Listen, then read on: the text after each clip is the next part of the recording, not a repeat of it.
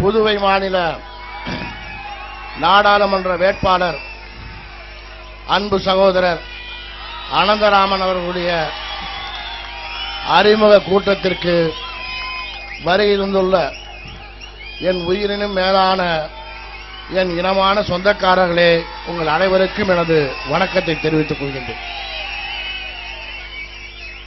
இன்றைக்கு எனக்கும் சரி, ஐயாவுக்கும் சரி, ஒரு நீண்ட நாள் வருத்தம், கவலையை நமது சகோதரர் அனந்தராமன் தீர்த்து வைத்திருக்கின்றார். அது என்ன கவலை என்று சொன்னால், இது புதுவை மாநிலம் அல்ல, இது வன்னியர் மாநிலம் என்று நிரூபித்திருக்கின்றார்.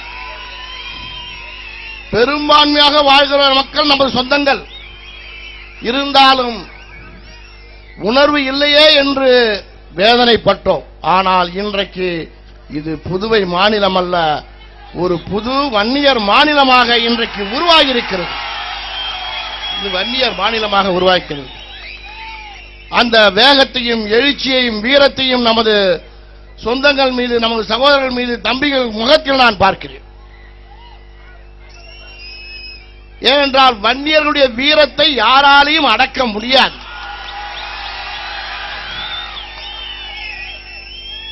அடங்கி வாழ்ந்த சாதிதான் அடங்க மறு என்பான். நாம் அடங்க மறுத்த சாதி.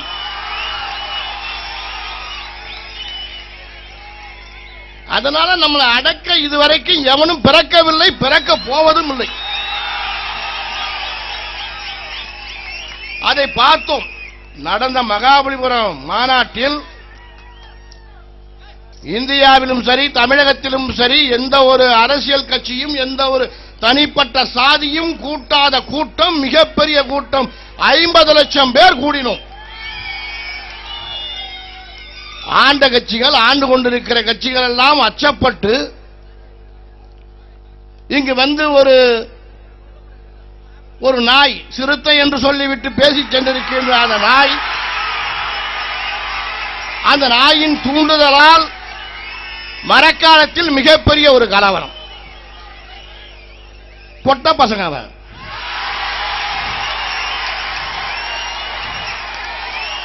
சரியான ஆண்மை உள்ள மனிதனாக இருந்தால் தேதிய குறி பார்த்துருவோம். நீயா நானாங்கிறத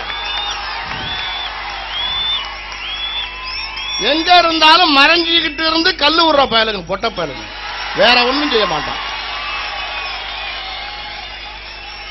அதுபோல செய்த கலவரம் தான் அந்த மரக்கான கலவரம். மிக அருமையாக, அமைதியாக மாநாடு 50 லட்சம் மக்கள் ஒன்று திரண்டு நடத்தி கொண்டிருந்தோம்.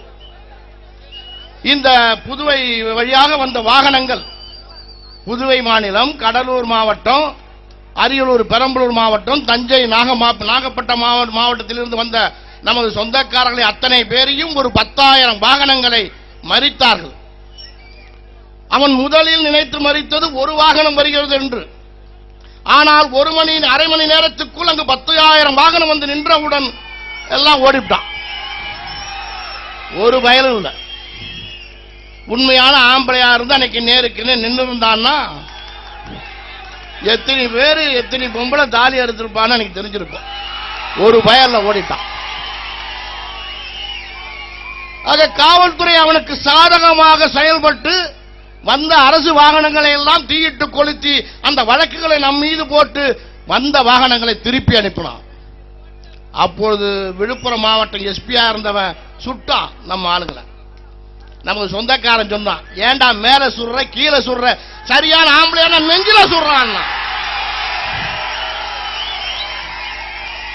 இது நடந்தது. ஏன் மேல சுடுற, கீழே சுடுற, சரியான ஆம்பளையான நெஞ்சில சுடுறான்னு சட்டையை திறந்து காட்டினான். துப்பாக்கி வைத்திருந்தவன் அப்படியே அசந்து போய் நின்னான். இப்படி ஒரு வீரனா? வீர வன்னிய ஒரு சத்திரியன் நாம். சாவதை கண்டு பஞ்சாத சந்திரிய வம்சத்தில் பிறந்தவர்கள் நாம். துணிச்சல் இருந்தா என் கையில ஒண்ணு இல்ல. உன் கையில துப்பாக்கி இருக்கு, நேரா சுடு என்ற அப்படின்னு. இதை சொல்லுகின்ற துணிச்சல் தமிழகத்தில் எந்த சாதிக்காரனுக்கு இருக்கு? நமக்கு ஒண்டிதான் இருக்கு. அப்படி நடந்த மாநாட்டில் மிகப்பெரிய கலவரத்தை செய்துவிட்டு 2 பேர் நமது சொந்தக்காரர்கள் கொலை செய்யப்பட்டார்கள். ஆனால் அங்கு தமிழகத்தில் முதலமைச்சராக இருக்கின்ற ஜெயலலிதா அவர்கள் என்ன செய்தார்? அவரை சத்தம் படம் ஏங்க பாருங்க, உட்காருங்க, உட்காரலாம், உட்காருங்க, போட்டோ எடுக்கணும், உட்காரலாம், போட்டோ எடுக்காத உட்காரு, உட்காரு, போட்டோ உட்காருங்க. தமிழகத்தின் முதலமைச்சர் ஜெயலலிதா என்ன செய்தார்? அவரை மேடையில் நாம ஏதோ பேசிட்டோமா? நாம என்ன பேசணும்? நம்ம உள்ளத பேசணும். ஆட்சியில் நடக்கிற அவலத்தை பத்தி பேசணும். அதுக்கப்புறம் நீங்க பேசுனது இல்ல, மாநாட்டுக்கு அந்த வழியால அந்த அம்மா வீட்டுக்கு போக வந்துச்சா, நம்ம பசங்கள்லாம் எதையோ காட்டிவிட்டானலாம். நீ ஏன் அங்க வந்ததுனால தானே அவன் காட்டுறான். நீ ஏன் அந்த 3 மணிக்கு உனக்கு ஏன் அங்க என்ன வேலை? இங்க ஏன் எதுக்கு வந்தன்னு கேட்கிறான். இது கோபமாகி ரொம்ப கொதிச்சு போய் உனக்கு ஆட்சி அதிகாரம் இருக்குன்னு எங்களை அடக்கணும் ஒடுக்கணும்னு நினைச்சு எங்க ஐயா என்ன செஞ்சாரு? அமைதியா நடந்த மாநாட்டில் 2 பேர் செத்துருக்காங்க சொந்தக்காரன். அது கொலை, ஆனா தற்கொலைன்னு உன்னுடைய காவல்துறை சொல்றான். இதுக்கு நீதி வேண்டும். நீதி கேட்டு விழுப்புரம் மாவட்ட ஆட்சித்தலைவர் அலுவலகம் முன்பு நான் ஆர்ப்பாட்டம் பண்ண போறேன்னு சொல்லிட்டு போறாரு. முதல்ல அனுமதி கொடுத்துட்ட, அனுமதியை வாங்கிட்டு போறாரு. ஐஜி மறிக்கிறான், அனுமதி இல்ல, கைது பண்ணணும். கைது பண்ணு, நான் வரேன், ஆனா அமைதியா போறேன். ஒரு தலைவர், மிகப்பெரிய தலைவர், இந்தியாவில் ஒரு மிகப்பெரிய தலைவர், இந்த மக்களின் அனைத்து மக்களின் பிரச்சனைக்காக போராடுகின்ற தலைவர், தமிழகத்தில் அனைத்து சட்டமும் சிறைச்சாலையும் பார்த்தவர் இந்த மக்களுக்காக. அவரை கைது செய்து என்ன கொடுமை செஞ்ச? ஒரு 24 மணி நேரத்துக்கு போலீஸ் வேன்லயே வச்சிருந்து சித்திரை மாதம் அக்னி நட்சத்திரத்தில் கொடுமையான வெயில்ல அந்த வெள்ளக்காரன் கட்டிய சுண்ணாம்பு காலவாய் போன்ற அந்த சிறைச்சாலையில் ஒத்தக்கோட்டையில் திருச்சியில கொண்டு அடைச்ச. அப்படி என்ன அவர் கொடுமை செஞ்சிட்டாரு? கைது செய்து ஆர்ப்பாட்டம் பண்ண வந்தாரு. செத்தது கொலை, என் சொந்தக்காரன் கொலை செய்யப்பட்டிருக்கான், கொலை செஞ்சவன் மேல நடவடிக்கை எடுன்னு சொல்லி கேட்டாரு. கைது செய்து உடனே விடுதலை செய்யலாம், ஆனா கைது செய்து சிறையில கொண்டு அடைச்சி மிக கொடுமை. கட்டுவதற்கு வேஷ்டி சட்டை கூட கொடுக்காம, எந்தவித உதவி வசதியும் செய்து கொடுக்காம கொடுமைப்படுத்தின. இதை பார்த்துட்டு எங்க ஆளுங்க, நம்ம சமுதாயத்தை சேர்ந்தவங்க எப்படி சும்மா இருக்க முடியும்? 2.5 கோடி வன்னிய மக்களுக்கு முகவரி தந்தது எங்களை வாழ வைத்த தெய்வம் எங்களது இனமான காவல பொறுத்திருக்கிறது.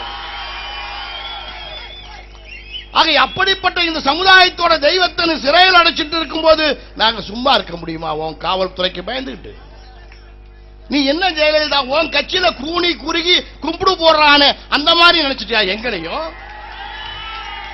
உன் கட்சியில் இருக்கிற மந்திரிகள் தொண்டர்கள் எல்லாம் ஆம்பளை பயணம் எல்லாம் பொட்ட பசங்க, அவன் கும்பிடு போடுவான்.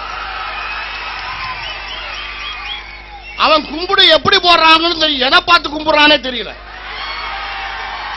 ஒருத்தனும் நேரா கும்பிடல, குனிஞ்சு கீழே எதையோ பார்த்து கும்பிடுறான். அப்படி உத்தரவு அம்மாவோட உத்தரவு, நீ இதை பார்த்துதான் கும்பிடணும். ஏன்னா எம்ஜிஆரே அதை பார்த்து கும்பிட்டுருக்காரு, அதனால நீங்களும் கும்பிடுங்கடா. அப்ப அவன் கும்பிடுவான், நாங்களும் கும்பிட முடியுமா? நீ எங்களை அதே மாதிரியே ஆம்பளை பூரா எங்களையும் அந்த மாதிரி நினைச்சா சரியா இருக்குமா? எங்களுக்கு கோபம் வந்து போராட்டத்தில் இறங்கணும். 8000 பேரை சிறைச்சாலையில் அடைச்ச. எங்க சின்னையா என்ன செஞ்சாரு? அவரையும் கொண்டு சிறையில் அடைச்ச. 8000 பேரை சிறையில் அடைச்சு, எங்க சின்னையாவையும் சிறையில் அடைச்சு, அப்புறம் ஐயாவை வழக்கு ஜாமீன் எடுக்கிறோம், சின்னையாவை எடுக்கிறோம். ஐயாவை எடுத்த பிறகு வெளியில வந்து என்ன சொன்னார் ஐயா? நான் உயிரோடு வந்து என் சாதி மக்களை நான் சந்திப்பேன் என்ற எண்ணம் எனக்கு இல்லை சொன்னார். அவ்வளவு அப்படி என்றால் நமது சமுதாயத்தோட தெய்வத்திற்கு எவ்வளவு கொடுமை நடத்திருப்பார் ஜெயலலிதா. நினைச்சு பார்க்கணும். நீ என்ன 4 முறை தேசிய பாதுகாப்பு சட்டம் போட்ட, இன்னைக்கு நாடாளுமன்ற வேட்பாளராக தான் போட்டியிடுகிறார். ஆனால் அதற்கு முன்பே டெல்லிக்கு சென்று நமது அனந்தராமன் அவர்கள் அந்த தேசிய பாதுகாப்பு சட்டத்தை 3 முறை தள்ளுபடி செய்து வாங்கி வந்தார். 3 முறை தள்ளுபடி செய்து வாங்கி வந்தார். நீ 4 முறை போட்ட, எத்தனை முறை வேணாலும் போடு. அதை பத்தி நம்ம கவலைப்பட போறோமா? சிறைக்கு நாம் போகாம நீ நான் போற, அது சிறைச்சாலையை பத்தி கவலைப்பட போற சாதி இல்லை நாங்க. ஆக எங்களுடைய ஐயா அவர்கள் வெளியில வந்ததும் மருத்துவமனையில் உடல்நிலை பாதிக்கப்பட்டு இருதய அறுவை சிகிச்சை செய்கின்ற நிலைமையை ஏற்படுத்தின. அப்ப உன்னுடைய திட்டம் என்ன? இந்த சமுதாயத்தின் காவல் தெய்வமாக இருக்கின்ற எங்களுடைய இனமான காவலர் மருத்துவரையாவை கொலை செய்ய வேண்டும் என்று திட்டமிட்டு சிறையில் அடைச்ச அந்த மருத்துவமனை. அதான் அனந்தராமன் சொன்னார், மருத்துவமனையில் இருதய அறுவை சிகிச்சை செய்ய அந்த ஆபரேஷன் தியேட்டருக்கு அழைச்சிட்டு போகும்போது ஐயா என்ன சொன்னார்? சின்னையாவை அழைச்சி, இங்க வாப்பா, நம்ம சொந்தக்காரன் பூரா 8000 பேர் சிறையில் இருக்கிறான். எனக்கு மிக மனவேதனையா இருக்கு. என்னுடைய ஆபரேஷன் நடக்கிறத பத்தி நீ கவலைப்படாத, அவங்க குடும்பத்தை பார்த்துக்க, அவங்கள ஜாமீன்ல உடனே எடு அப்படின்னு சொல்லிட்டு போன. அதை விட இன்னொன்னு, ஆபரேஷன் தியேட்டருக்கு போனவொன்னு மயக்க மருந்து கொடுத்துருவான். மயக்க மருந்து கொடுத்த உடனே சுயநலவு இல்லாம மயக்கம் ஆயிடுவோம். மயக்கம் ஆனாலும் உள் மனசு மயக்கமாகாது, அது பேசிக்கிட்டே இருக்கும். உள்ள இருக்கிற மனசு, அந்த உள்ள இருக்கிற மனசு, ஐயாவோட மனசு என்ன பேசிச்சுன்னா, அதை மருத்துவர் சொன்னார்கள், ஆபரேஷன் செய்து கொண்டிருக்கும் பொழுது ஐயா வாயால் முணுமுணுத்தது, என் சாதிக்காரன் பூரா சிறையில் இருக்கிறானே, அவனை காப்பாத்துப்பான்னு இதையே சொல்லிட்டு வந்திருக்கார். ஆக இப்படிப்பட்ட ஒரு தலைவர், ஒரு தெய்வம் நம் சமுதாயத்திற்கு இனி கிடைப்பாரா என்பதை நினைத்து பார்க்க வேண்டும். ஒரு பெற்ற தாய்க்கு உள்ள மனப்பான்மையோடு என் மக்கள் சிறையில் இருக்கிறார்கள், எனக்கு மயக்க நிலையில் இருப்பதற்கு மருத்துவ சிகிச்சை கொடுத்திருந்தாலும், என் மனம் மயங்கிருந்தாலும், என்னுடைய உள்மனம் என் சமுதாய மக்களை பற்றி நான் சிந்தித்துக் கொண்டிருக்கிறேன் என்பதை பேசிக்கொண்டே இருந்தார், அவரை அறியாமல். இப்படி ஒரு தலைவர் உண்டா? இப்படிப்பட்ட எங்கள் ஐயாவை சிறையில் அடைத்து விட்டு எவ்வளவு கொடுமைகள் செய்த நீ? அதோட இல்லாம 134 பேருக்கு, இது சமுதாயத்தை சார்ந்த நம்ம சொந்தக்காரர்களுக்கு குண்டர் தடுப்பு காவல் சட்டம், தேசிய பாதுகாப்பு சட்டம். மாநாடு நடத்தினது நான், தலைமை தாங்கினது நான். அதுல எந்த கலவரம் வந்தாலும் அதற்கு நான் பொறுப்பு ஏற்கிறேன்னு நான் சொல்லியிருக்கேன். ஏன்னா என்ன உள்ள வை, 10 வருஷம்ல வை, நீ முதலமைச்சரா இருக்கிற வரைக்கும் என்ன வை. என் சமூக மக்கள் என்ன செஞ்சா அவனை ஏன் உள்ள வைக்கணும்? நீ எதுக்கு உள்ள வச்ச? அப்ப நீ என்ன நினைச்சிட்டு இருக்க? மிகப்பெரிய அரசு பயங்கரவாதம். நீ என்ன இங்கிலாந்து ராணி விக்டோரியா மகாராணி நினைப்புல இருக்கியா? சட்டமன்றத்தில் பேசுற, வடமாநிலத்தில் இருந்து வந்த ஒரு டிரைவர் அந்த போராட்டத்தில் யார் தாக்கிறார்கள் என்று தெரியாது தாக்கப்பட்டு உயிரோடு லாரியில் கொளுத்தப்பட்டு இறந்த செய்தி கேட்டவுடன் இரவு முழுக்க எனக்கு தூக்கமில்லை, சொல்லன்னா துயரம் கொண்டேன். காலையில் சட்டமன்றத்தில் பேசுற, நீ என்னமோ மனுநீதி சோழனோட தங்கச்சி மாதிரி பேசுற. இரவு முழுக்க எனக்கு தூக்கம் இல்லை, சொல்லன்னா துயரம் கொண்டேன் அப்படிங்கிற.